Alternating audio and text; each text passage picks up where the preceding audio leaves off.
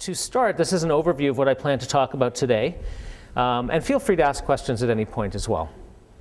So I'll start with an overview of anxiety-based problems, and I'll be focusing on the new DSM-5 criteria. For people who aren't familiar with DSM, it's the Diagnostic and Statistical Manual for Mental Disorders, published by the American Psychiatric Association, and the new 5th edition just came out in May of last year. And this is big news because we've been working with the 4th edition for 20 years now. So this is really the first change in 20 years in diagnostic criteria for various disorders.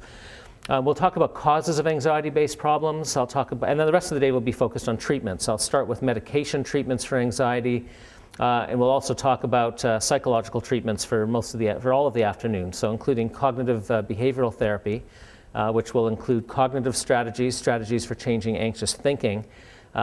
Exposure-based strategies, so strategies involving confronting feared situations.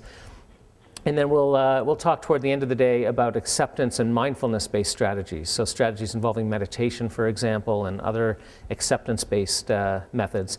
And then we'll talk throughout the day about other evidence-based strategies as well, and some emerging new strategies. There are a number of therapies that some of them you may have heard of that use mindfulness and acceptance as a component. Dialectical behavior therapy, or DBT, which was developed by Marsha Linehan for borderline personality disorder, is one. Mindfulness-based stress reduction, developed by John Kabat-Zinn in Massachusetts, is another. Mindfulness-based cognitive therapy, developed in Toronto and London in the UK. And lastly, acceptance and commitment therapy, developed by Stephen Hayes in Reno, are all examples of this.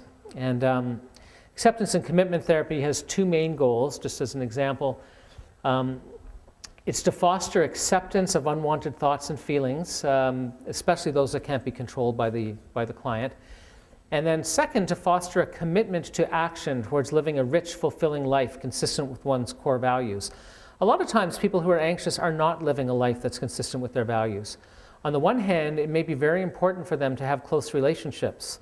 On the other hand, they may be avoiding people, if they're socially anxious, for example, and really not getting into situations where they could develop close relationships. So what we would do here is help the person to live a life that's more consistent with their long-term goals, that will help them to reach those sorts of goals over the long term.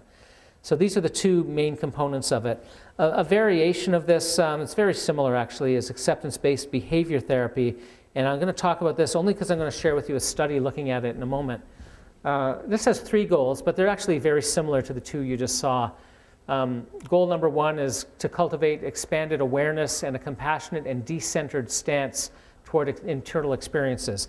So what that means is that people are aware of their experiences, their thoughts, their physical feelings, their emotions. They're taking a decentered stance. What that means is they step back and they observe their experiences rather than getting all caught up in them in the moment. They sort of see them from the outside. They increase acceptance of these experiences. And the therapy also encourages mindful engagement in personally meaningful activities. That's the commitment side of acceptance and commitment therapy. So this therapy, which again is influenced by acceptance and commitment therapy as well as some of these others, is the one that I want to talk about, a study now. This is a study in generalized anxiety disorder. 81 participants either received acceptance-based behavior therapy, so included a number of strategies, which I'll share with you in a moment, or applied relaxation. And we know that relaxation is useful for generalized anxiety disorder as well. So they went and compared this new treatment to relaxation, which is an established treatment for generalized anxiety.